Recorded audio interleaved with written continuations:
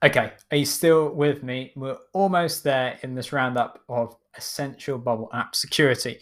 We're now going to talk about backend workflows.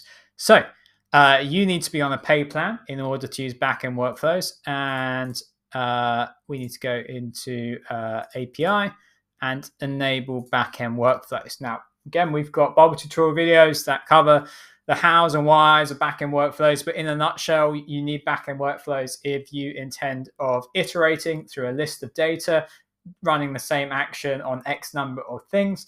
You need backend workflows if you want to run operations that take too long. You don't want your users to wait. You need backend workflows if you have, say, webhooks sending data in, like Stripe subscription notifications. You need to be able to point to a place in your app where you can receive inbound data, and that's what backend workflows are for.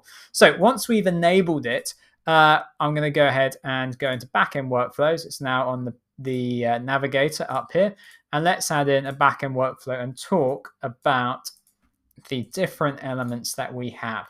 So name, fine, ignore that. Now expose as a public API workflow. This means, if I trigger this, here's my demo app URL. This means that data is ready to be sent. Ignore initialize. That's just for the present state in order to train Bubble what sort of inbound data, what that looks like. But it's effectively saying that anyone, if they know it, can send data to this bit of the URL, and they can send data into my app. Now, if you are just using it internally, meaning you are triggering the backend workflow only from inside your app, there is no external data that's going to be triggering it. You can leave this as unchecked. Now, the next one, workflow can be run without authentication. And then we've also got under that, ignore privacy rules when running the workflow. I'm going to start here. If you have privacy rules, that means that only current user can see data to do with current user. Or let's go to our task example. Just as a reminder, I've got tasks as a data type here, and I can only access the tasks that I create.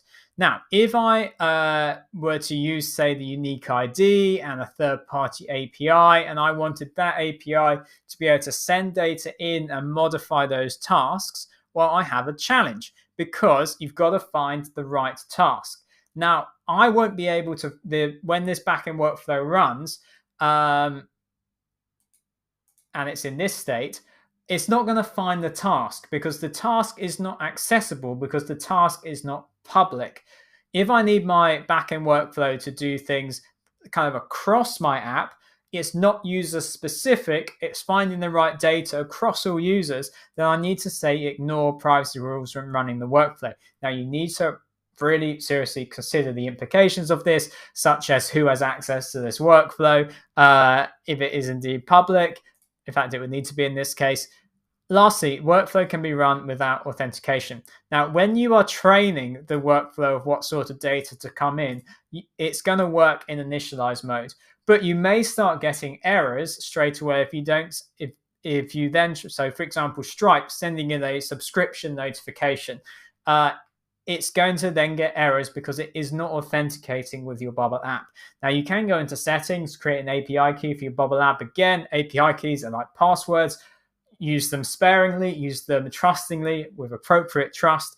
But there may be some instances where you just need the workflow to run without authentication. For example, a Stripe subscription notification. When someone's subscription changes, they cancel their plan, you need to take actions in your Bubble app. But hang on, that's not quite it.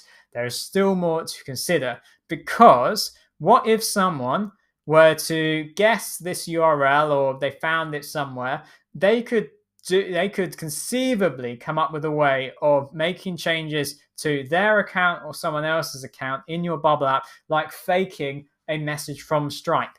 So some APIs like Stripe have got webhook signing, allowing you to match up a particular parameter in the webhook, which you could do somewhere like on the top of here. So you could say only when request data, a particular key has a particular value, would be one way to lock it down.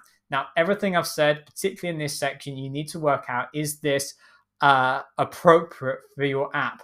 it's all about weighing up that risk. And honestly, with privacy rules, with security, start off the most restricted that you can be. And only when it's absolutely essential do you begin to broaden out and kind of loosen the grip. And even then, it should be test, test, test. Test it in your dev environment, test it with different users, because you don't want to get this stuff wrong.